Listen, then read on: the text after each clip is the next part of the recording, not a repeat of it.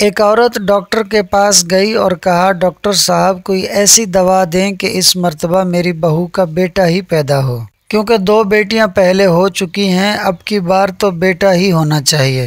Doctor نے جواب دیا، میڈیکل سائنس میں ایسی کوئی دوائی نہیں ہے جو بیٹا دلا سکے۔ عورت نے کہا، پھر کسی اور ڈاکٹر کا پتہ ہی بتا دیں۔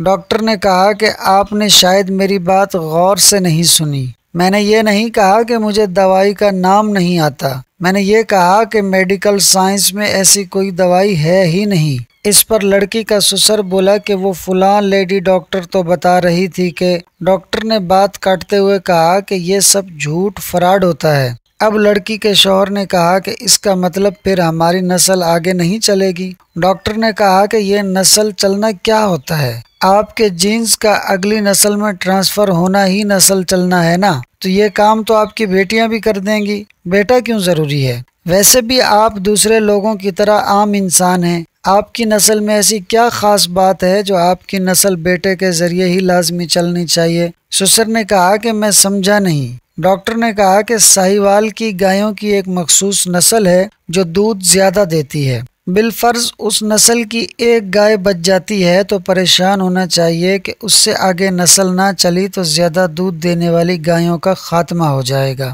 طوطوں کی ایک مخصوص قسم باتیں کرتی ہے، بالفرض اس نسل کی ایک طوطی بچ جاتی ہے تو فکر ہونی چاہیے کہ اگر یہ بھی مر گئی تو اس نسل کا خاتمہ ہو جائے گا۔ آپ لوگ تو عام انسان ہیں، باقی 6-7 ارب لوگوں کی طرح، آخر آپ لوگوں میں ایسی کون سی خاص بات ہے؟ یہ بات سن کر سسر نے کہا، ڈاکٹر صاحب کوئی نام لینے والا بھی تو ہونا چاہیے۔ ڈاکٹر نے ان سے سوال کیا کہ آپ کے پردادے کا کیا نام ہے؟ اس موقع پر سسر بس اتنا کہہ سکا کہ میں ہوں۔ ڈاکٹر نے کہا کہ مجھے پتا ہے آپ کو نام نہیں آتا، آپ کے پردادا کو بھی یہ ٹینشن ہوگی کہ میرا نام کون لے گا، اور آج اس کی اولاد کو یعنی آپ کو اس کا نام بھی نہیں پتا۔ ویسے آپ کے مرنے کے بعد آپ کا نام کوئی لے یا نہ لے، آپ کو کیا فرق پڑے گا؟ آپ کا نام لینے سے قبر میں پڑی آپ کی ہڈیوں کو کون سا سرور آئے گا؟ علامہ اقبال کو گزرے کافی عرصہ ہو گیا، آج بھی نصاب میں ان کا ذکر پڑھایا جاتا ہے۔